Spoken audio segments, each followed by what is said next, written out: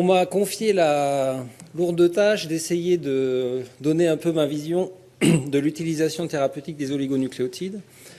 Et comme mon métier, c'est plutôt de comprendre comment ça marche que la thérapie, je me suis dit que j'allais faire une partie de la présentation sur la logique d'utilisation de ces oligonucléotides et quel est leur mode de fonctionnement et les différentes applications qu'on peut en faire. Donc c'est pour ça que ma première diapositive peut paraître un peu surprenante. C'est juste pour rappeler que depuis les années 70 et les travaux de François Jacob et de Jacques Monod, on sait que l'expression des gènes passe par une étape de transcription d'ARN, donc l'information est codée dans l'ADN, qui est transcrit en ARN et qui va ensuite servir à produire une protéine. Et donc la question, c'est comment est-ce qu'on peut intervenir sur l'ARN pour affecter l'expression du gène et donc la production de la protéine. Donc ça, c'est vrai chez les bactéries. On s'est rendu compte rapidement après que chez les eucaryotes, et donc chez nous, la structure des gènes est particulière dans la mesure où l'information génétique est fragmentée dans la partie qui est transcrite. Et donc nos gènes ont une structure qui fait qu'il y a différentes étapes de maturation qui doivent se mettre en place avant que l'ARN puisse être utilisé pour faire une protéine. Ce qui, au niveau thérapeutique, va offrir des possibilités intéressantes.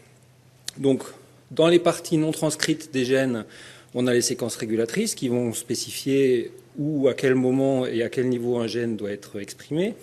Et puis après, dans la partie transcrite, donc qui va être copiée de l'ADN, il va falloir faire plusieurs choses.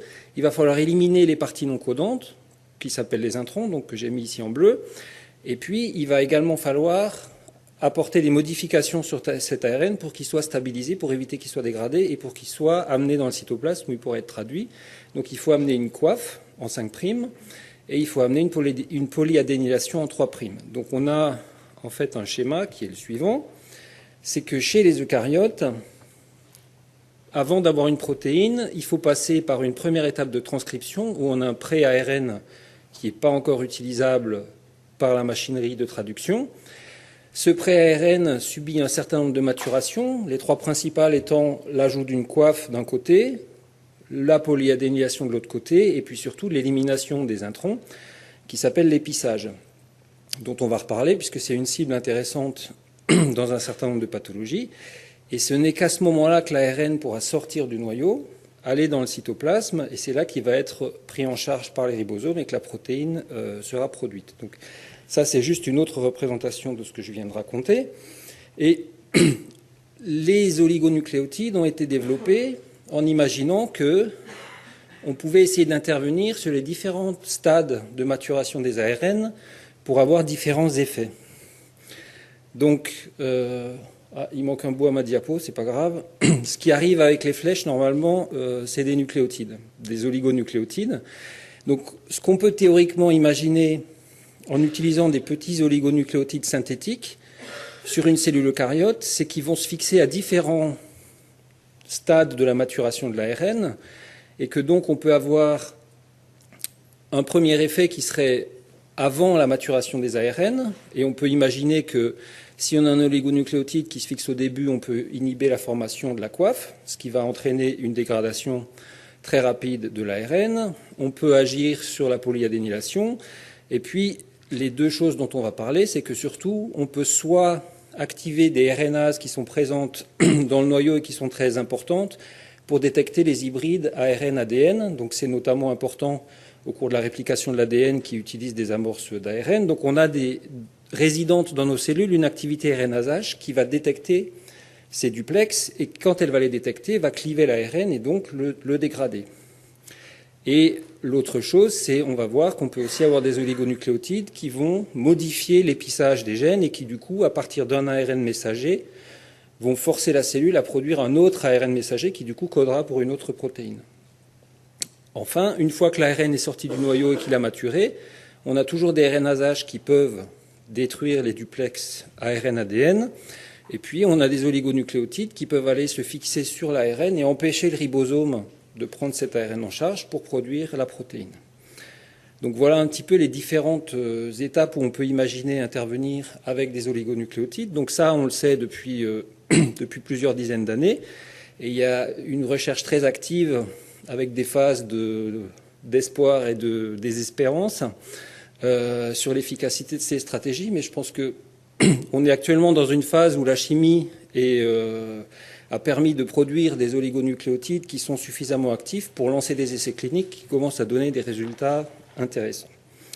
Donc moi j'ai catégorisé schématiquement l'utilisation des oligonucléotides en deux grandes parties, deux grandes catégories qui sont les oligonucléotides qui vont éliminer un ARN, qui vont simplement entraîner sa dégradation, et puis après les oligonucléotides qui vont modifier un ARN, donc en agissant au niveau de l'épissage, et on va voir un petit peu ce qui a déjà été fait et ce qui est faisable. Donc je disais que la chimie a permis l'évolution de la production de ces oligonucléotides. Il y a une première génération qui était des phosphorothioates, donc simplement on remplaçait un oxygène par un soufre au niveau du phosphate d'une base. Et puis ensuite, on a commencé à faire d'autres modifications, soit sur les sucres, et dans la troisième génération, d'autres modifications sur les phosphates et les sucres en rajoutant des groupements azotés et puis des structures plus complexes qui sont actuellement à l'étude avec des oligonucléotides et des modifications tricycliques dont on verra qu'elles peuvent avoir un intérêt. Enfin bref, ce dont on s'est vite rendu compte, c'est que selon la modification qu'on utilise, on va avoir deux types d'oligonucléotides. Des oligonucléotides qui permettent toujours d'activer la RNase H, c'est-à-dire des oligonucléotides qui permettent toujours d'activer la dégradation de l'ARN, et puis des oligonucléotides avec d'autres modifications, qui sont en fait celles qu'on va retrouver dans les essais cliniques dont on va parler dans 5 minutes. Et ces modifications font que la RNase H, qui reconnaît ces hétéroduplex ADN-ARN, ne sera pas activée et qu'on n'aura pas de dégradation des acides nucléiques. Alors, la plupart des applications et la plupart des essais qui ont été faits pour l'instant portent sur des oligos qui vont activer la dégradation des ARN. Et donc ça, on peut facilement imaginer que ça peut avoir des applications dans un grand nombre de pathologies. Les maladies infectieuses, et en fait, je crois que le seul exemple d'oligonucléotide qui est approuvé, c'est un oligo qui est dirigé contre le cytomégalovirus et pour une indication d'injection intraoculaire. Ça a plus d'une dizaine d'années comme résultat. Il y a des essais qui sont sur la DMLA, donc de nouveau de l'injection intraoculaire d'oligonucléotides dirigés notamment contre le VEGF, qui est un des acteurs importants de la vascularisation. Pour le cancer, on peut parfaitement imaginer utiliser le même type, soit inhiber l'angiogénèse, soit inhiber le cycle cellulaire dans les cellules cancéreuses, etc. Et les maladies inflammatoires sont une autre cible importante, potentielle, où ce serait de façon évidente intéressant de bloquer l'expression des gènes impliqués dans la réaction inflammatoire. Donc là, on verra un tableau après rapidement. Il y a beaucoup d'essais cliniques qui ont été lancés dans ce sens. Et le rationnel est relativement simple, donc ce n'est pas la peine que je détaille. L'idée, c'est que pratiquement la majorité des oligonucléotides qui ont été utilisés, c'est des oligonucléotides qui activent la RNase H, qui va donc dégrader le duplex ou l'oligonucléotide C associé, qui du coup va dégrader l'ARN. On pourrait aussi imaginer le même type d'inhibition de l'expression d'un gène et d'un ARN messager en inhibant la traduction ou en inhibant la maturation des ARN. Il se trouve que dans les exemples que j'ai trouvés, c'était toujours de l'activation de la RNase H, à part un autre mode de dégradation qu'on va voir tout de suite. Donc je reviens sur l'autre solution qui serait, on a des maladies, et notamment les maladies à triplet, DM1 Huntington, donc je ne vais pas en parler beaucoup parce que Denis va revenir dessus, mais qui peuvent être des cibles intéressantes pour ce type de stratégie, puisque donc les maladies à triplet, on a l'ajout de répétitions CTG à l'arrière d'un gène, c'est des MPK dans le cas de la DM1, on a la même chose dans Huntington, et donc on se retrouve dans les cellules avec des populations d'ARN messagers qui viennent de l'allèle qui a les répétitions, qui sont beaucoup plus longues, et qu'on peut imaginer cibler avec un oligonucléotide. Donc ça a été entrepris, et l'idée, c'est que si on regarde l'ARN messager dans une cellule DM1, donc ça c'est une image que j'ai piquée à Denis, qui va revenir après, ce qu'on cherche à faire, c'est que On a l'ARN normal des MPK qui vient de l'allèle normal, et puis l'ARN qui est plus long à cause des répétitions CUG et qui est toxique. Et donc, avec un oligonucléotide dirigé contre ces répétitions, l'idée c'est de dégrader spécifiquement la forme toxique et du coup de redonner à la cellule un fonctionnement normal. Donc, ça, c'est bien pour DM1, ça peut marcher pour Huntington, et donc il y a un certain nombre d'approches qui sont dans différents pipelines pour essayer de traiter les maladies à triplet par ce genre d'approche. Donc ça, c'est pas tout à fait à jour, hein, ça a déjà 3 ans, je crois, mais c'est juste pour donner un petit peu l'exemple des essais qui ont été faits, soit finis. Donc le premier, hein, c'est l'inhibition du CMV en inhibant l'expression d'un gène immédiateur lead du virus, qui est déjà approuvé. Sinon, il y a d'autres applications en oncologie, en maladie cardiovasculaire, pour l'asthme, etc., pour le diabète, où il y a des essais qui ont déjà passé la phase 3, phase 2, etc. Tous ces essais, c'est des stratégies d'activation de l'ARN H. Et il y en a quelques-uns où il y a marqué siRNA. Donc la logique est exactement la même, c'est dégrader un ARN messager donné, sauf que le mécanisme est différent, et c'est un mécanisme qui est plus récent, qui est apparu dans les années 2000, sur lequel je vais dire un petit mot. Donc ça, c'est juste la suite de la liste. Et donc les siRNA, l'idée est la même, c'est dégrader un ARN messager, sauf que cette fois-ci, ça ne va pas passer par une RNase H, ça va utiliser d'autres nucléases et d'autres mécanismes. Donc c'est un mécanisme, l'interférence à l'ARN, hein, siRNA, ça veut dire Small Interfering RNA.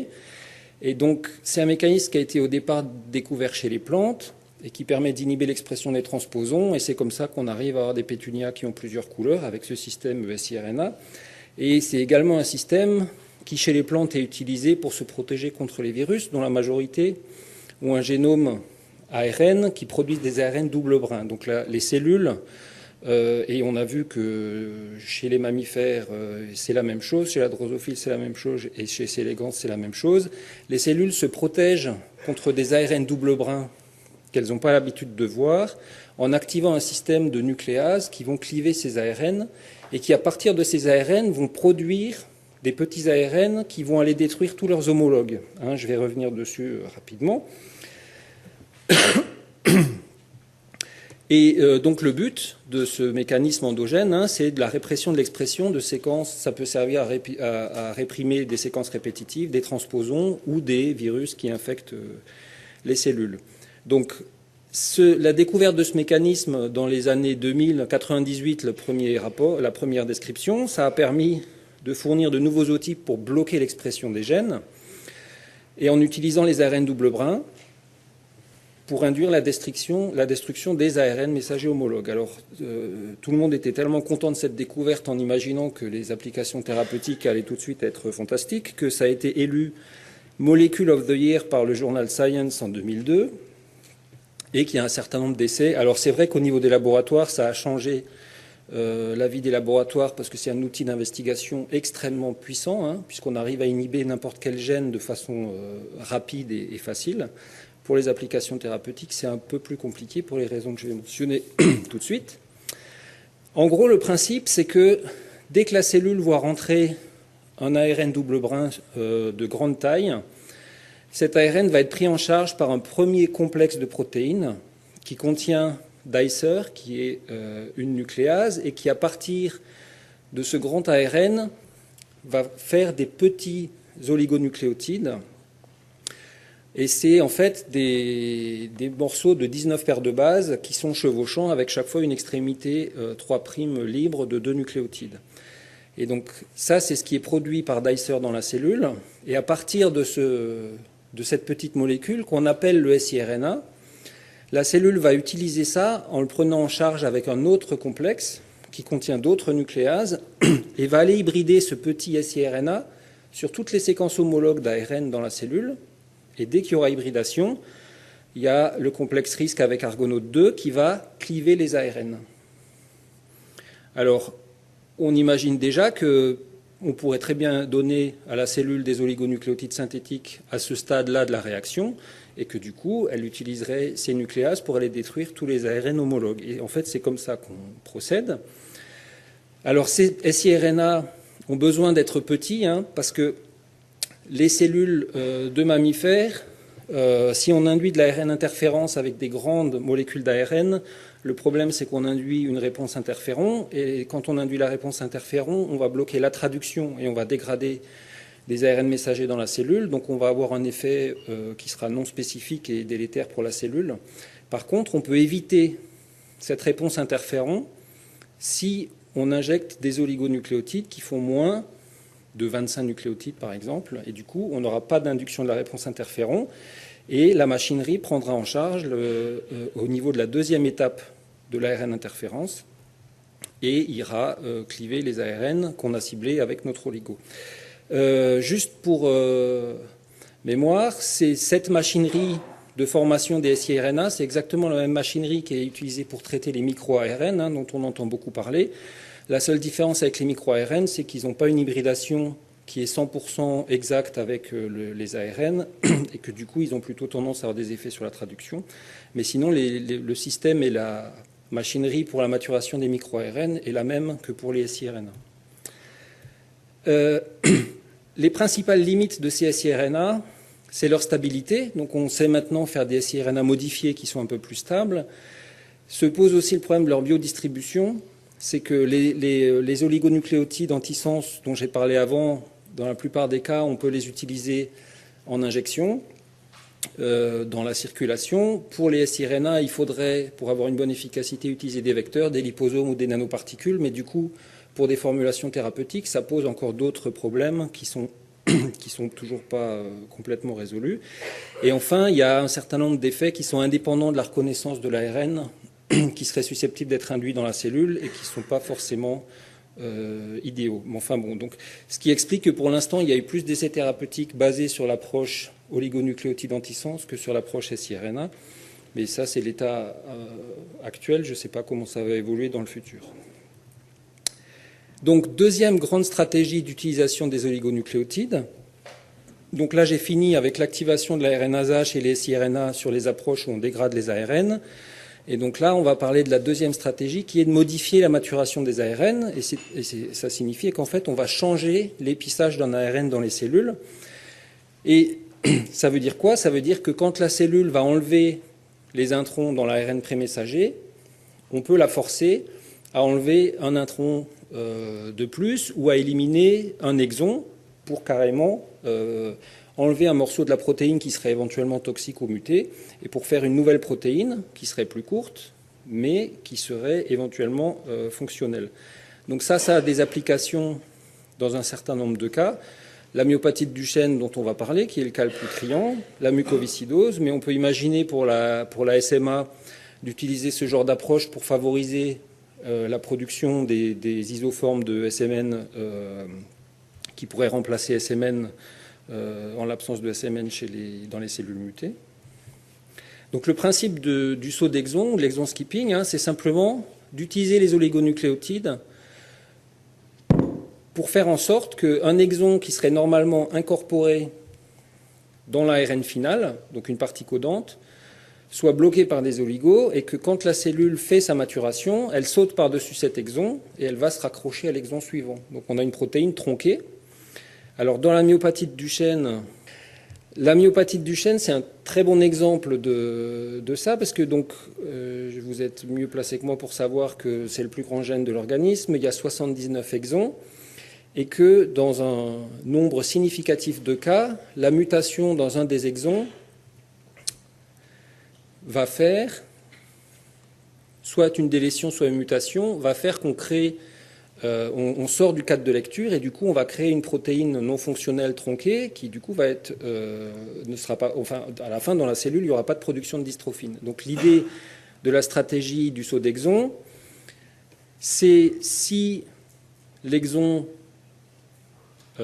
50 manque, la cellule va faire une dystrophine tronquée et on va utiliser des oligonucléotides pour changer l'épissage alternatif de la protéine, pour sauter par-dessus la partie mutée et pour aller directement se brancher sur l'exon 52. Donc au lieu d'avoir un système normal où on aurait exon 49, 50, là 51 dans le cas des malades, puisque c'est muté ici, on aurait exon 49 vers 52. Et là, l'avantage, c'est qu'on retombe sur un cadre de lecture normal, et donc on fait la protéine jusqu'à la fin, et il lui manquera simplement les exons 50 et 51. Donc on aura une protéine qui est pratiquement fonctionnelle comme une protéine sauvage, et on aura théoriquement, si on exprime cette protéine dans un muscle, on va avoir quelque chose qui ressemble à un Becker léger plutôt qu'à un Duchenne. Juste comment ça marche et pourquoi est-ce qu'on peut utiliser des oligonucléotides pour tromper la machinerie d'épissage? Et bien simplement parce que l'épissage des introns dans nos cellules est dépendant de molécules d'ARN endogènes. Et donc pour faire de l'épissage, on a besoin de 3 sites qui sont toujours conservés entre deux exons consécutifs. On a un site à la sortie du premier exon, on a un site accepteur qui se situe à peu près au milieu de l'intron, et puis on a un site à la sortie de l'intron, juste à la jonction avec le deuxième exon. Et la machinerie cellulaire va utiliser des ARN pour catalyser la réaction qui va permettre d'éliminer cet intron pour rabouter les 2 exons et du coup créer une séquence codante que les ribosomes peuvent lire en protéines. Donc comment est-ce que ça fonctionne? Le premier site accepteur va faire, guidé par les ARN, une réaction qui va créer une structure en boucle. C'est ce qu'on appelle la structure en lasso. Et toujours guidé par les ARN, une fois qu'on aura coupé la première lésion de l'intron, l'exon va aller s'accrocher à l'exon d'à côté. Et donc on va avoir l'intron éliminé avec le lasso et l'exon qui est présent ici. Et ça se fait parce qu'il y a des ARN endogènes qui s'appellent des petits ARN nucléaires, les snRNA, qui s'hybrident. Le U1, par exemple, va s'hybrider à la limite de l'exon 1. Le U2 va s'hybrider sur le site accepteur. Et ces petits ARN sont associés à des protéines SM. On a entendu parler de SMN, qui fait partie des protéines qui sont impliquées dans ce splicing. Donc on a des gros complexes protéiques qui forment un spliceosome. Et l'hybridation de ces ARN complexés à des protéines va physiquement, via des systèmes de complémentarité de paires de bases, comme on retrouve dans l'ADN, va créer ces structures et va déplacer et va mettre en contact les parties qu'il faut rabouter. Donc comme c'est des ARN, on peut parfaitement imaginer que si on rajoute des oligonucléotides, par exemple, qui vont se fixer ici, ils vont empêcher le snRNA U1 ou U2 de faire son travail, puisque l'hybridation sera plus libre, et que du coup le snRNA ne pourra pas se fixer, et du coup l'épissage ne se fera pas, et donc la cellule va chercher un autre endroit pour faire son épissage, et du coup va sauter un des exons. Voilà, je ne sais pas si c'est clair, mais en tout cas c'est le principe. Donc, comme Duchenne, c'était une des applications les plus évidentes, et qu'il y a aussi tout le travail à côté déjà avec les approches snRNA U7 de Luis Garcia, par exemple, les premiers essais cliniques qui ont été faits avec des oligonucléotides ont été dirigés vers Duchenne et sur l'exon 51.